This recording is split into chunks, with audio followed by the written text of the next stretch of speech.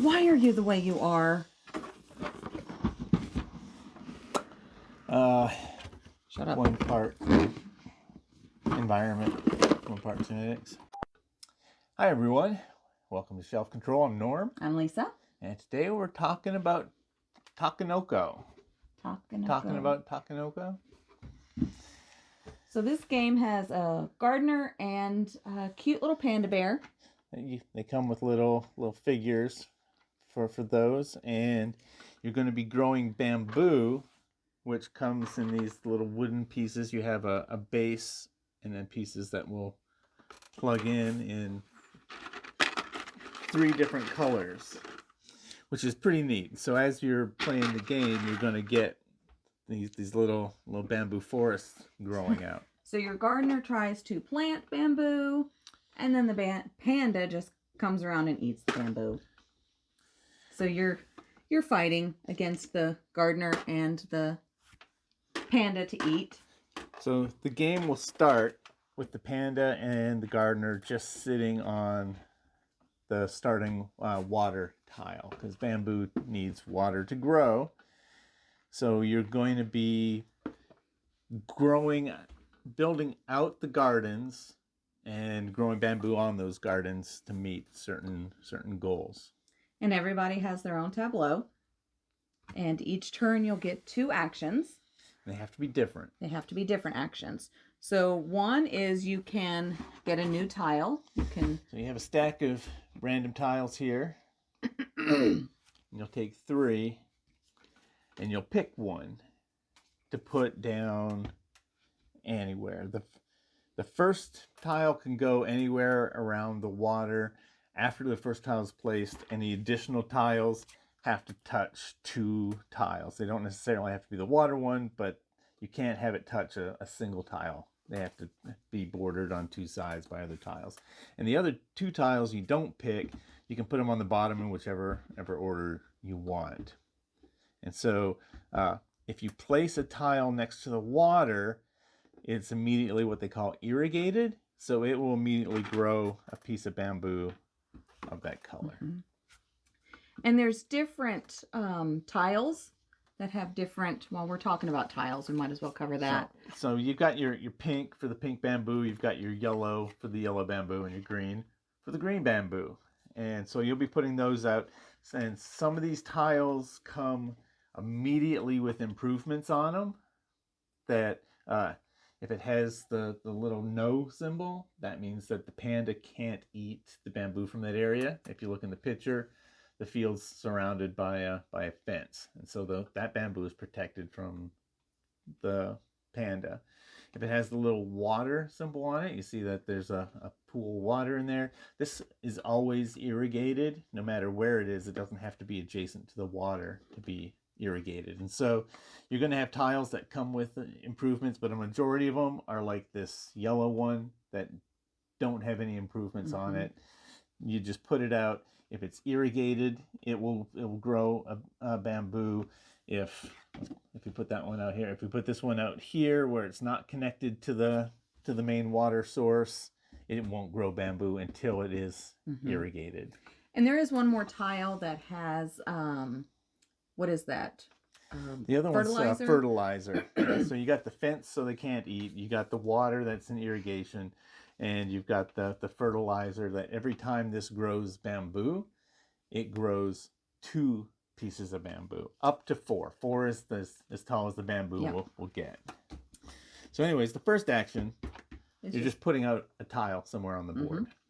The second action is irrigation. So as Norm said, if it's touching the initial water source, that tile's immediately irrigated. But if it's not, so for instance, it's further out, you have to basically build an irrigation system to reach it. So the game has these wooden sticks in blue, and irrigation, you have to start from the main water source, and you're basically putting like a canal out to irrigate. And the first one coming out here, it's irrigating the 2 that are already next to the water, so they've already been irrigated, so that won't do anything. It's space is not irrigated until you build one that goes alongside that one. It can't just touch it at a corner. It has to be beside it. It doesn't. This one ends at it, but it's not irrigated until this one of the sides is filled. And then the first time that becomes irrigated, it will grow a piece. Mm-hmm. If the panda comes in and eats everything off of this and you irrigate it again, it's not going to regrow from that irrigation. It's already had the water. Right. So then the third action would be to move your gardener. And when your gardener moves to whatever spot, if that spot is irrigated, so if it has a water source to it, it will grow a piece of bamboo. Now, if there are other tiles of the same color adjacent to it that are irrigated, they will also grow a bamboo. So that's the benefit of the gardener. So this pink is touching the pink where the gardener is, and it's touching the initial water source. So it would also grow. So it would grow bamboo as well. And the gardener can move to any tile in a straight line from where he is. So he can't move to one that's not in a direct straight line. Yeah. So he can move any number of tiles, but it has to be in a straight line from where he is. And then the fourth action is moving your panda bear. Again, movement is the same way. You can move as many spaces, but it has to be in a straight line. So he can move here or here and eat. Yep. So once you settle on the place that he is, he will eat one piece of bamboo. And you store it. Yep, and you store it on your tableau. There's a place that you can store the bamboo.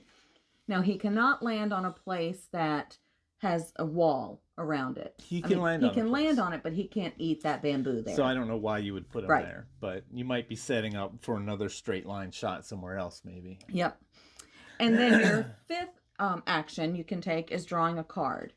And there are 3 types of cards, and you're dealt one of each at the start of the game. So this tile, this is the blue, is your building tiles. So this is giving you a shape of tiles that you want to meet. Yes. So this one is 3 pink in this particular. This one's a straight line. And sometimes there's a requirement in the corner. So it's saying it has to have 3 pink in a straight line, and all 3 of them have to be irrigated. I think all of them have to be irrigated. Okay. So this is 3 in a straight line. So on your turn, the gardener doesn't have to be in there. It's just as soon as there are 3 in a straight line that are irrigated. Yes, let's make this legal. There we go. And that's not irrigated. And that one's not. So you would have to build out 1 irrigation and then 2 irrigation. So now this one, and this one are all irrigated in a straight line. They're all pink. So on your turn, you can say, okay, I'm turning this card in. And you just basically turn it face forward. And that one's 4 points. 4 points at the end of the game. So for 2 players, the game ends when 8 of these cards have been turned over on one particular person. So the next card is a purple card, and that's a panda card. And the panda, it's just basically, it's a hungry panda. So this one, the panda wants a yellow piece of bamboo, a green piece, and a pink piece. So as soon as you have all 3 of those accumulated here on your tableau, you can turn this one in. And then you get rid of the 3 bamboo, and you get those points. That would be 5 points at the end of the game. And then the last one is your gardener card, and it's just the gardener trying to build up bamboo. So this one needs 4 tall green bamboo on a fertilized space.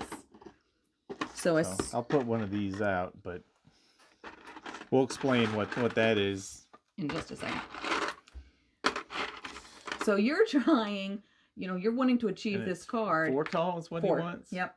So you're trying to build up 4 on this particular space. Other people don't know what you have. So someone can move a panda in there, build one down, and you're cursing them because now you have to work again to get that next piece. And the gardener has to be in the spot where that bamboo is grown. Yep. And then you would just set that down when you achieve that. And so that would be 3 points at the end of the game. And these are building towards the 8 that you need to trigger the end of the game. So the 5th action is how you get more of these cards. And you can pick whether you want the tiles, the panda, or the gardener. And you just get one card. You draw 1. And your You're allowed 5. Once you have 5 in your hand, you can't draw any more until you place them out. So that's all the actions. So at the start of the game, everyone takes 2 actions. So the first player will take 2, then the next player will take 2, and so on.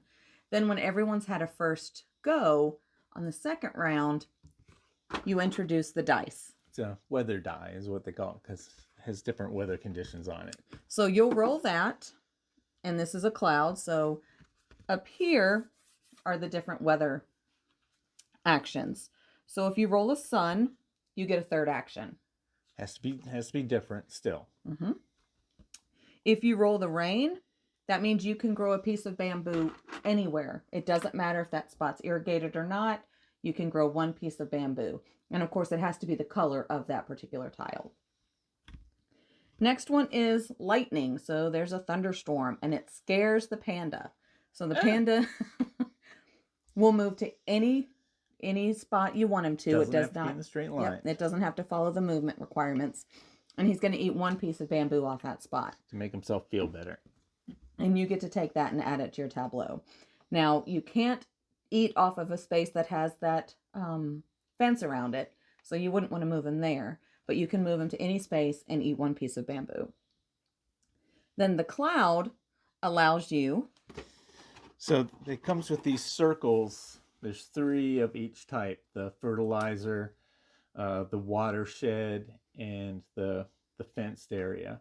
And it allows you to put one of these improvements on a space that doesn't have it. So like for her example, it had to be a fertilized green space.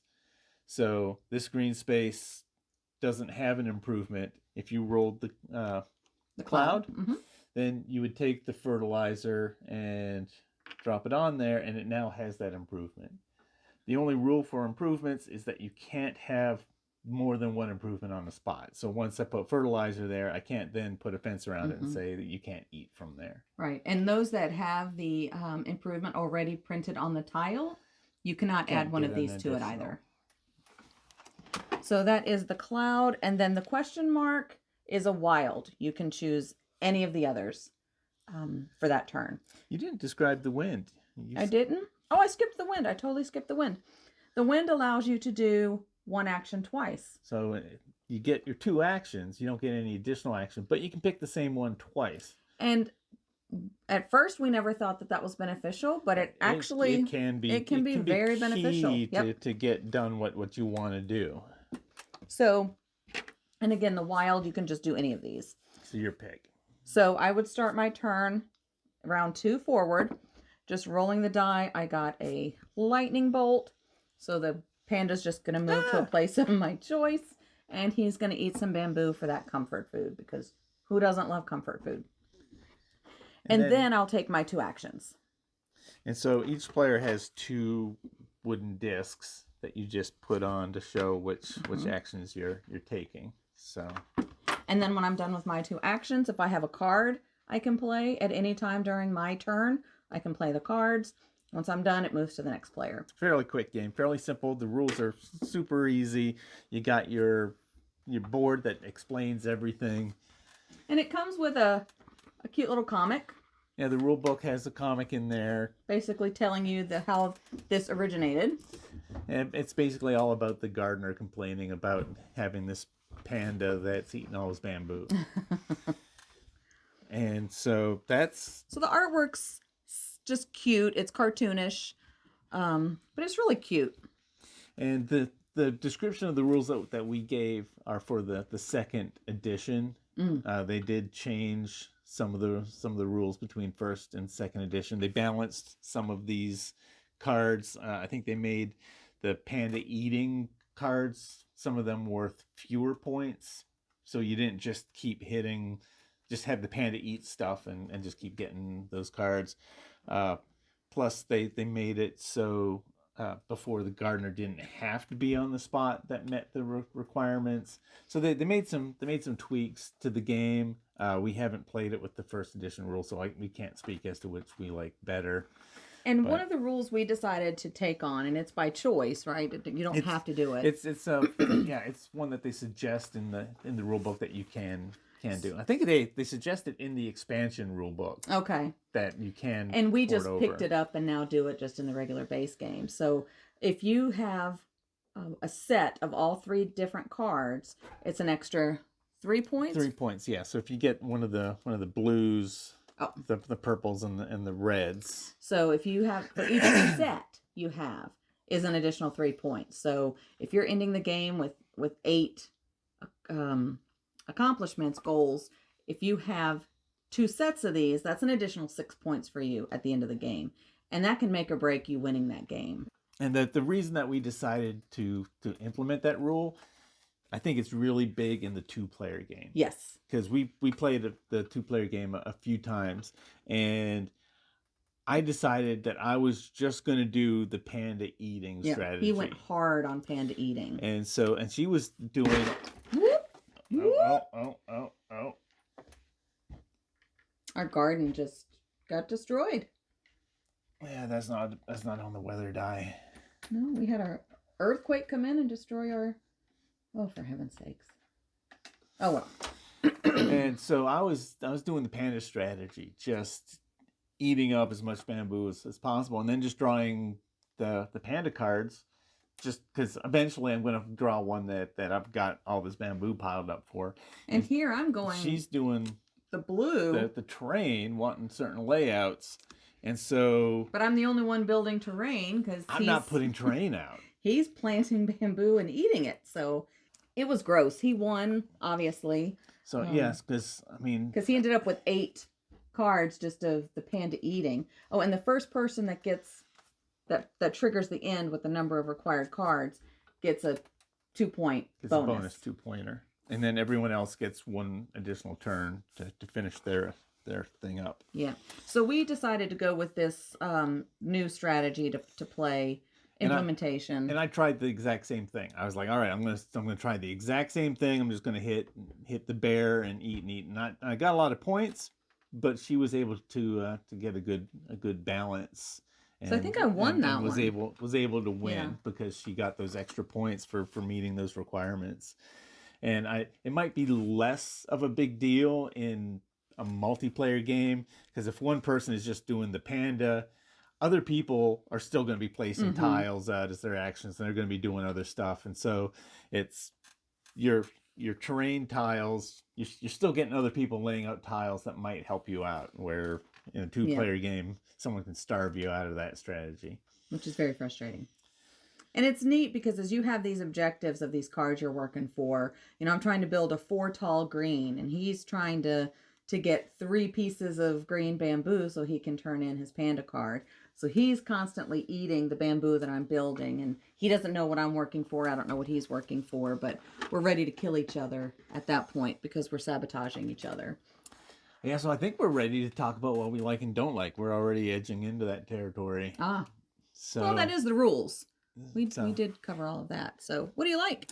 I like, just like you were saying, we have these hidden agendas where it's like, okay, you're making me nervous. You're klutzy today. I'm taking this over here. It's like I need my gardener on a fertilized green spot with a 4 tall thing, and if it's fertilized, it can't have the wall around it. So, that panda's... It's like 2 tall. Let's say 1 tall, because fertilized gets 2. I move the gardener in there and put 2 on it. And then somebody comes along, moves the panda in and eats one off of it. And it's like, okay, that's not a problem, because somebody moved this guy over here, I can move it back and do that. But then if somebody moves there and moves back here, then they eat another one off. And it's like, all right, fine, I'll put my gardener in there, put 2 more pieces in there, and it's like, all right, next turn I'll be able to do that, unless somebody moves the panda in again. Oh, there's so much sabotage in this, and it's unknown sabotage, which makes it even more enjoyable. And there's some really interesting puzzles where, like this gardener one that's worth 6 points if you have 2 spots that have 3 pink on it, and the gardener only needs to be on one of them in that case. So you have one of these situations where you're trying to build them out, and let's put this. What's going on here? This will show my thing. So there's already 2 out there that have 3. Well, the problem is if I move this gardener in here, it's growing a 4th, and this one's growing a 3rd. And so now these 2 are the 3, but my gardener's sitting on the 4 one. So you have to wait for your next turn. And so if I move them into the middle, that's great. This guy gets 3, but then these 2 both get the 4. And so you've got to like work it in a way where it's like, okay, if I can move the panda in here to eat this piece, then when I move the gardener in here, this will get 3 and this will get 3, and I can finally accomplish this. Well, that one's actually fertilized, so it would get 2. So that would get 2, so it's a good thing this one has 3. Yeah, so you're really having to figure out that puzzle and how to accomplish it. I think the 2nd edition, having it to where you need to have the gardener on there, makes the puzzle that much more crunchy, because it's like the board is exactly the way I need it, but I need to put the gardener there, and as soon as the gardener's there, the board's not where I need it. So how do I manipulate the board to actually accomplish it? Yeah. I really like that puzzle of it. The fact that these are hidden from other people, so they're totally messing with you, is fun. Fun?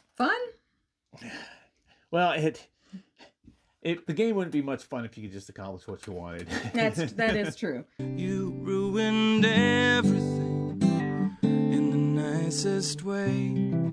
So it's annoying, frustrating, and sometimes you just want to scream and curse. And with the terrain, your opponents, you're wanting 3 pink in a row, and somebody decides to put the green one there instead, and it's like, okay, that totally ruined that. That's where I was going to put a pink. So now I throat punch that person. So now I have to try to build 3 pink out that way, and you can't, because you still have to build another spot. Somebody puts a yellow out there, and it's like, oh, come on, why can't I catch a break?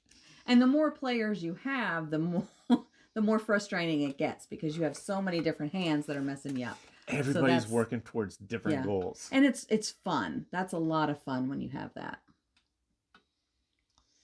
Dislikes? Do you have any? I don't think I do. I think the only possible dislike that I would have is another optional rule that we've never played with. That there's an optional rule that says that you can implement where if you draw one of these cards and it's already accomplished, discard it and draw another one. So you don't get that luck of, ooh, yep, I'm keeping that. Oh yeah, we would hate that on the final turn. If somebody's triggered the end and I'm having my final turn, I'm usually always going for the terrain card. Trying to see if you if it's already out there, boom, I'm getting those additional points. So if we took that rule into effect, we would be annoyed. And I don't like games that have rules that hinge on the player not cheating. You know, like if I draw this, you don't know if I can accomplish this or not. And so I might just hold on to that and wait a couple turns and then put it out. If your game needs a rule that hinges like that, I think that's a flaw in game design. And I think it's fun to draw one of these cards and be like, "Ooh, I got it." It's just it's like in Ticket to Ride when you're like, "I'll take 3 tickets," and it's like, "All right, I've already accomplished that one. I've already accomplished that one, and I can't do that one, so I'll get rid of that." And it's just a good feeling. Mm-hmm. Yeah, I don't think that's a rule that's necessary. And since it's not a required rule, yeah, it's a very small nitpick. I wouldn't dock the game for that. I just think it's weird to have a rule that is not enforceable by the other players.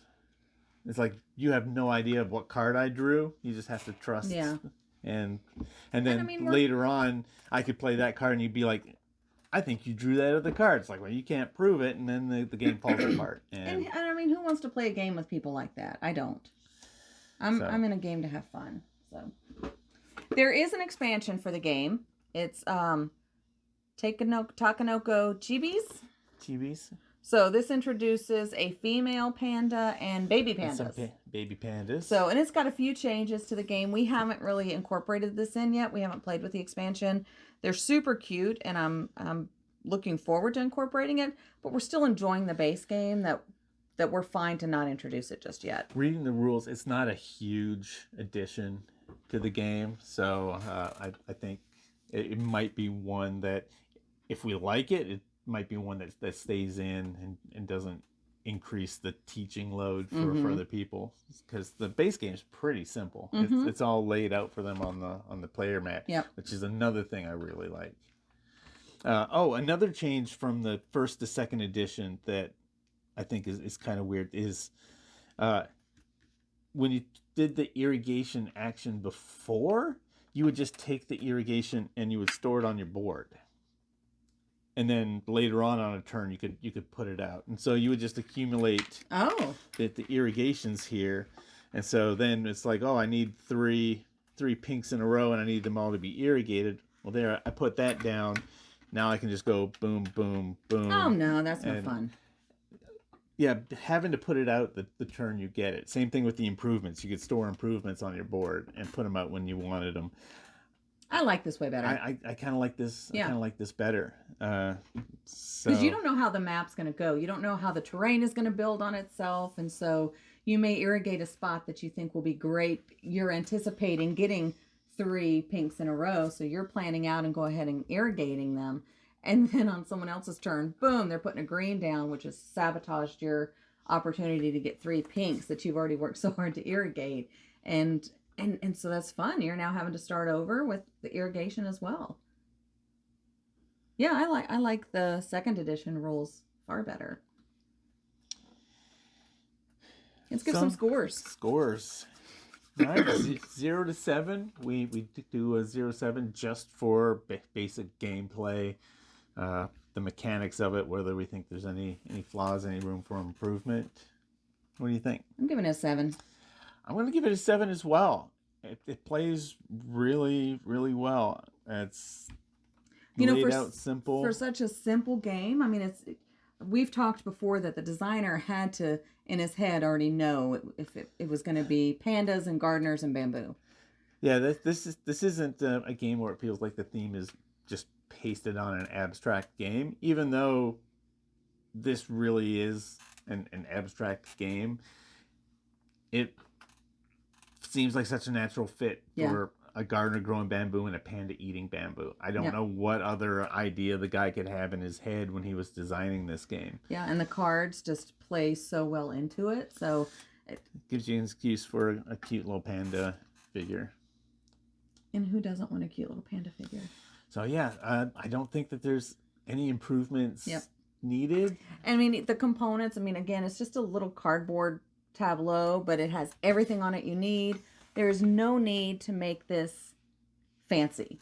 How it is perfect for the game, I think. It's almost a deluxeified game already. Yeah. Because you got your figures, you got your wooden bamboo.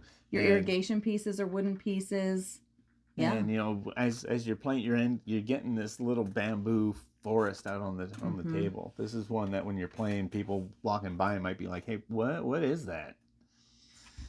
So yeah, 7. So going into the wow factor. I'm giving this game a 10. A 10? I'm giving it a 10. Yeah, this is one that... Is it one I'm going to play all the time? No, but it is such a good game to introduce people to. You can have younger folks playing this game, younger kids playing this game, and it would get their attention. It would keep their attention. They may not necessarily do well on the cards and the strategy of that, but they're going to really enjoy building out the bamboo and moving the panda and the gardener around. So I think the genre of the game is going to be fit for lots of people, and with how simple it is to teach, it's a lightweight, fun game. yeah, I feel like I'm giving out 10s left and right, but just because this isn't a game that I would want to play every night doesn't mean that this is not an imperfect design. Mm-hmm. So what I'm trying to say, this game is perfectly designed the way it is. Everything flows and it makes intuitive sense. The only thing that might be a little bit tricky for younger people to wrap their head around is the irrigation rules of, okay, this is not irrigated. Okay, when I put one here, it is irrigated and it gets a thing. But then if it gets irrigated more, it doesn't get more on it. But that's an easy fix with people you're playing with. If you have somebody who is aware of the rules, then it's pretty simple. Yeah. This game is perfect, and I enjoy playing it every time, and there's nothing I would do to improve it. Yep. This is definitely one we would ensure when we go on vacation places. It's coming with us. Because, again, you may have a busy day of doing stuff, and in the evening you still want to play a game, but you just don't have the brain cells for something heavy. This is absolutely a fun, light one to play. And it's just pleasing to grow up the bamboo. Pleasing to grow up the bamboo. You heard it here, folks. So yeah, have you played it? It's getting double 10s from us. Have you played it before? Do you like it? Do you not like it?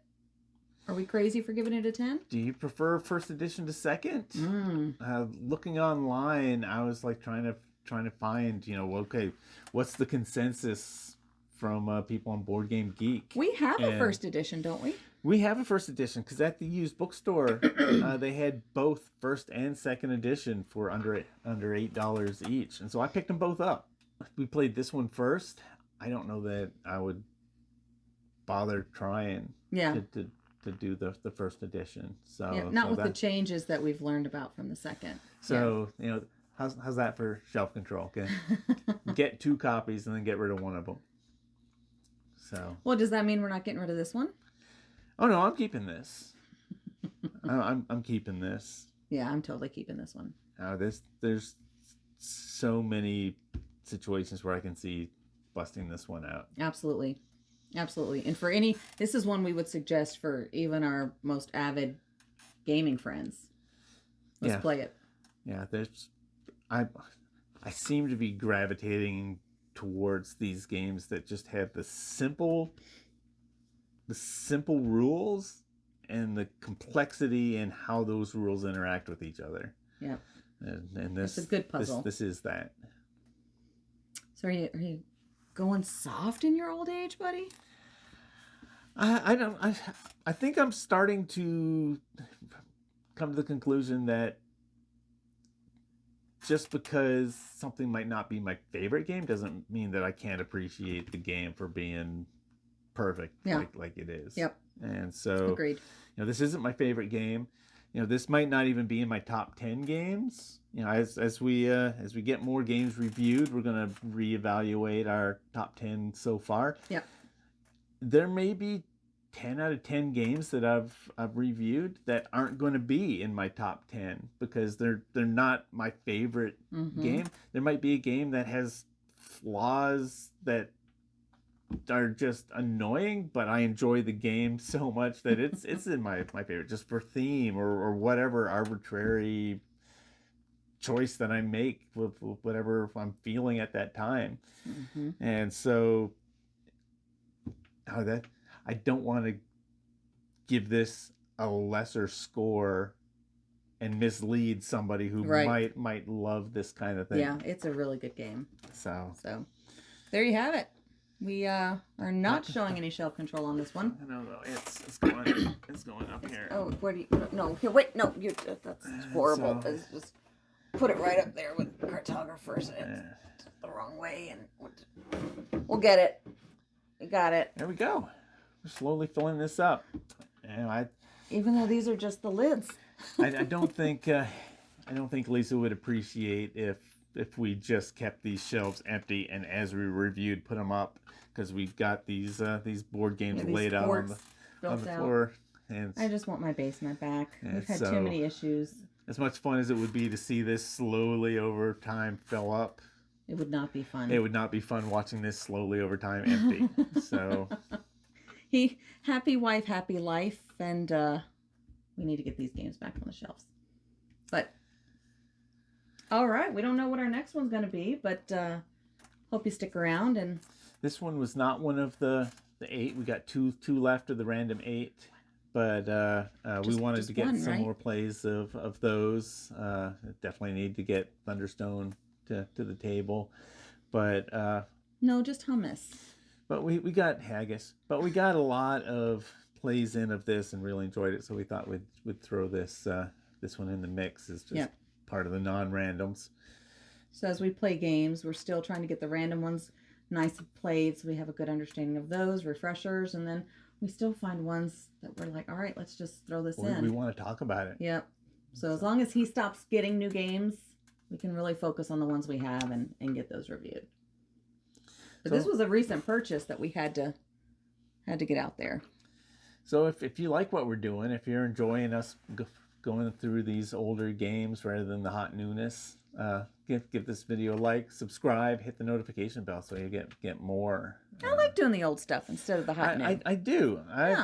I've found that watching stuff online, other reviewers, I'm tending to click on the older stuff, the hot new stuff.